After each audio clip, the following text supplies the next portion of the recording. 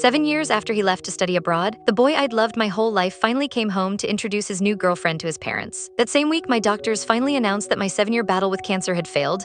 I could go home to die. When Sherman saw me being wheeled out by my mother, a cruel smirk touched his lips. Well, 7 years and look at you, he sneered. So pathetic you can't even walk on your own 2 feet. Hearing the contempt in his voice, I just quietly pulled down the sleeve of my jacket, hiding the dense constellation of needle marks on the back of my hand. It's nothing, I said softly, I just fell and broke a bone. He let out another sharp, mocking laugh. Is that so? Well, in that case, since I'm getting married soon, you can be my fiancé's bridesmaid. I managed a faint, calm smile. I can't, I'm going somewhere very far away soon. With that, I patted my mother's hand, a silent signal for her to push me home. As soon as we got home, my mom helped me into bed. It wasn't long before Sherman's mother showed up. She stepped into my room, her eyes darting toward me, her words hesitant. Nina, she began, I have an enormous favor to ask. Her face was flushed. She didn't have to say the rest, I already knew. It was the same as 7 years ago. The memory was seared into my mind. The day I was diagnosed, she had burst into my hospital room, her expression a frantic mix of urgency and guilt. I hadn't even had a chance to process the word cancer. I was hysterical, sobbing with terror when she fell to her knees in front of me. Nina, I'm begging you, she'd pleaded, her voice a desperate whisper.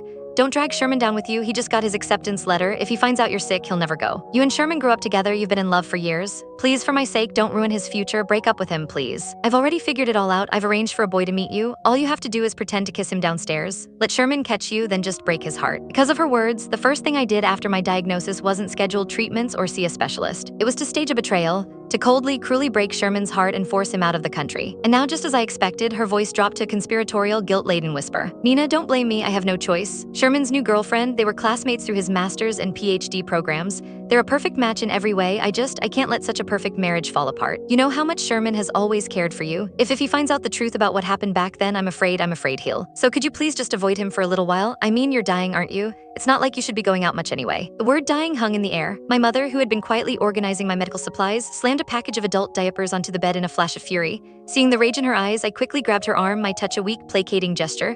Only then did I turn back to Sherman's mother, my voice steady. I can promise you I won't tell Sherman the truth about what happened 7 years ago, I said, but I can't promise I won't see him. I couldn't. For 7 brutal years, there wasn't a single moment I didn't think of him. When the chemo became unbearable, I would clutch the old photo of us, his arm slung around my shoulder, and somehow find the strength to endure. I went through dozens of surgeries. More than once, I was rushed to the ICU, and I almost didn't wake up. It was my mother's voice that pulled me back. She would stand by my bedside, screaming until her voice was raw. Nina, don't you remember? You promised you would live. You promised you would go find him and clear up the misunderstanding yourself. You said that when you got better, I would take you to him. If you die, you will never see Sherman again. Her desperate cries, always with his name, were the lifeline that dragged me back from the edge, time and time again. But in the end, I still lost the fight. And Sherman, he had a new life now, a new girlfriend, a new future. Still, in the little time I had left, couldn't I just be near him for a while?